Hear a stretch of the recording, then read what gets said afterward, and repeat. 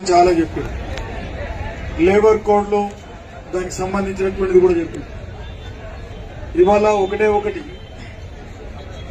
మోడీ అనుకుంటా ఉన్నాడు, ఈ దేశంలో నేను మత కొట్లాటలు పెడతా, కుల కొట్లాటలు పెడతా, మీరు ఎన్నెన్నో పోరాటాలు చేయండి, మతం పేరుతోని కులం పేరుతోని వీళ్ళందరినీ విభజించేస్తా, మళ్ళా నాకే ఓట్లు వేస్తారు, నేనే గెలుస్తా అని చెప్పేసి మోడీ కలలు కంటూ ఉన్నాడు. ఈ రోజు దేశవ్యాప్తంగా ఈ సమ్మెలో కోట్ల మంది కార్మికులు ఈ రోజు మోడీ గారు గుర్తుపెట్టుకో, నీ మత విభజన, నీ కుల విభజన ఈ రెండు పనికిరావు. ఈ దేశంలో ఉన్నటువంటి కోట్లాది మంది కార్మికులు ఉద్యోగులు రోడ్ల మీకు వచ్చారు, నీ గుండెల్లో రైలు పరికిస్తారని చెప్పేసి ఈ మోడీ గారిని హెచ్చరిక చేస్తా ఉన్నాం.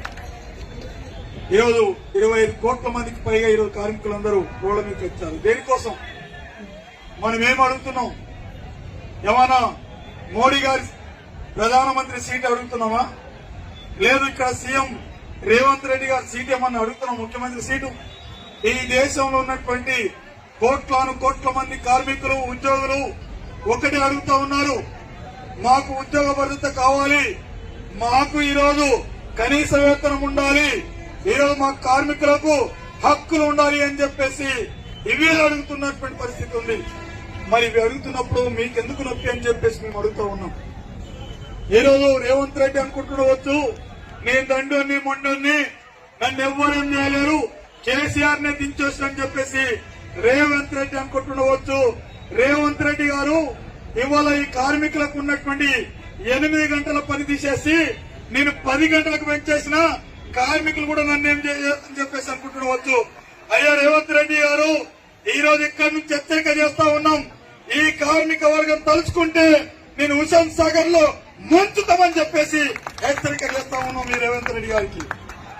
ఈరోజు కనీస వేతనం పెంచమంటే నీవు 10 గంటలు పెంచుతావా?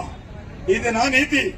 మాకు జీతాలు సరిపోవట్లేదు, పెరిగిన ధరలకు ఈరోజు ఉప్పులు పప్పులు నూనెలు అన్ని రకాల ధరలు పెరిగినాయి. ఈరోజు కూరగాయలు కొనబోతే గుండె తరిగిపోతా ఉంది.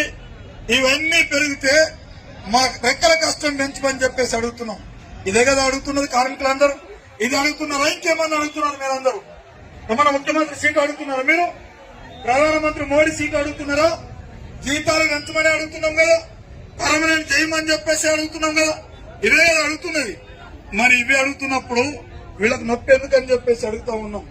అందుకని ఈరోజు మోడీ గారు చెప్తా ఉన్నారు, అయ్యా మోడీ గారిని గురువుని అడుగు,